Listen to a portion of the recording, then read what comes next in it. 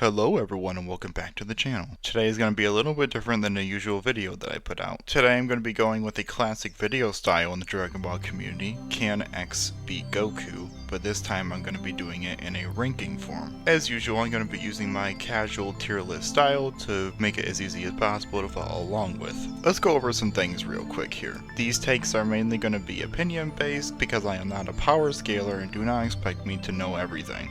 If you know of this super strong character that can beat Goku pretty easily, I probably do not know that character, so if you want to bring it up in the comments, that's fine, but I am not going to be aware of them. Moving on to the second clarification will be the rules. This will be how I will judge how each character would fare against Goku in a fight. I'm going to go over the result of the match, the reason and logic on why that happens, and I'm going to be going over the next thing by itself. That thing is going to be the win and loss rate of each character going through a 10 scale. That scale will clarify how each fighter performs in each battle that they go through. So to give you a quick example, I'm going to go over a 5 out of 10, which would be that fighter would win 5 out of every 10 fights with Goku. Hopefully you understand this because I'm only going to explain it for this video, and if it does well, I'm going to be doing more of these because I have more planned out.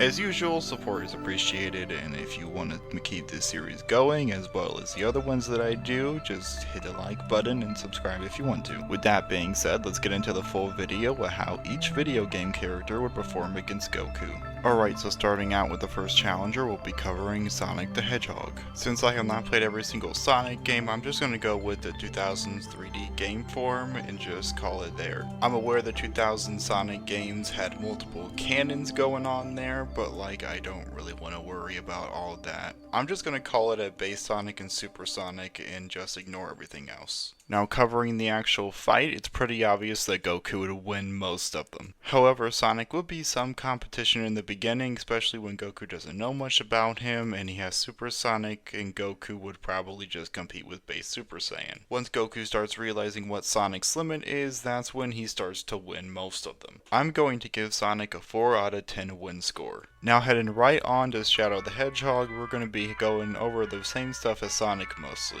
Main differences being Shadow has his own chaos abilities and a slightly stronger Super Shadow because of that. So because Shadow is basically an amped version of Sonic, we're going to give him a 5 out of 10 because he does slightly better. Now the next one is mainly for fun because I'm covering Geralt of Rivia. And not to sugarcoat it, he is severely underpowered when compared to Goku. Not to say that Goku won't have fun fighting him, it's just that he won't be winning many of the matches. So yeah, Geralt gets stomped in most of them, he has a 2 out of 10 win rate. Alright, now on to one of the most broken characters Goku could end up facing. Now I don't know everything about Kirby, but what I do know is that he's super strong and he can copy abilities at will.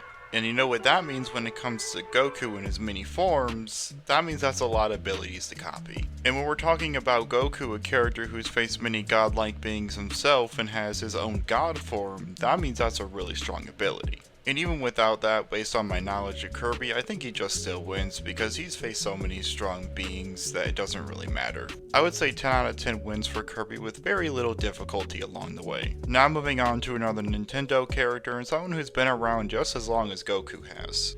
That's right, I'm going to be talking about Mario for this one. Now Mario is a mixed bag because he's been around for so long, but I'm going to go with basic Mario and basic level ups. Most of Mario's power set is well known and very powerful in its own universe, excluding the stuff that's for a specific game. Even with Mario's versatility and strength in his arsenal, he still loses because Goku is so much stronger than him. So with that, I give Mario 5 out of every 10 battles. The next one is the second worst possible scenario for Goku on this list. That being is Arceus, the god of the Pokemon universe, and basically the creator of everything there. Now they're probably the strongest on this list because they're basically just a god, and not a low tier planet god, an actual universal god. This will not be easy for Goku because even in Avatar form, Arceus is still one of, if not the strongest Pokemon. And true form Arceus creates literally everything, so he can literally do anything to hurt Goku and Goku can barely hurt him. That's if Goku can even comprehend what Arceus is. So while Goku could hurt Avatar form Arceus, I don't think he could even get close to hurting true form Arceus. So yeah, I'm giving Arceus 9 out of 10, and I should probably be a 10 out of 10, but I'm counting Avatar form Arceus losses. Now to cover the next character, which would be Raiden from Mortal Kombat. Raiden, of course, being the god of thunder and the protector of Earthrealm. This does make him one of the strongest people in his universe, but he's not as strong as someone like Goku. I would guess that he could win some early battles against Goku, but once it starts getting advanced, he's outclassed. Really, all he can hope for is that his tricks can manage him a few wins, and he doesn't have to try that hard. Because once he has to start trying, Goku is probably turned into something that he can't beat. Overall, Raiden will be getting a 6 out of 10 win rate. Now the next one would be another interesting one to go over. That being another god, Kratos. Kratos' universe is even more grounded than Mortal Kombat because he only relies on his fists and weapons. Now half the time those are weapons made by gods, but that doesn't really change much here. What this depends on is if Kratos' ever-evolving power can overwhelm Goku in a certain amount of fights. I doubt this would happen considering Goku has shown better adaptability in battle than Kratos has. So Kratos probably loses, but he does get some good wins in. I'm giving Kratos a 6 out of 10 win rate here. Alright, next one won't be as competitive as this one. That's because I'm going to be going over Master Chief, who in a better situation would win in more fictional battles than most. This is not one of those. That's because he's really just a super soldier with armor and weapons. That's armor that probably could not tank a ki blast, and that's weapons that probably could not harm Goku at all. Even if it did penetrate Goku's skin, it probably wouldn't even hurt him, just sting him a little. So because of all these facts, this is more impressive of a fight than Geralt, but this doesn't lead to a win for Chief. I'm giving Master Chief a 3 out of 10 win rate, and even that may be generous. Alright, now on to our final ranked character. The Doomslayer will step up and try and take on Goku here in this final battle.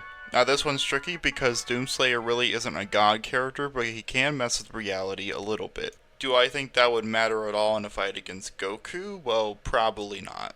Definitely not in the ways that would matter anyways. However, I do predict Doomslayer to take a good amount of rounds, only for him to lose when Goku takes the fight pretty seriously. So yes, Doomslayer could just barely beat Goku here, but not by much. So yes, I'm giving Doom Guy a 7 out of 10 win rate, allowing him to just barely pick up the win. Alright, so that was the video, and it was a little different than my usual content. I don't know if it was bad or good, but I might come back to it if it does well enough. Again, if you want to support the channel in this video, I would very much appreciate that. Hopefully I'll get to put something out for y'all sooner rather than later. I truly hope you enjoyed the video, and I am out.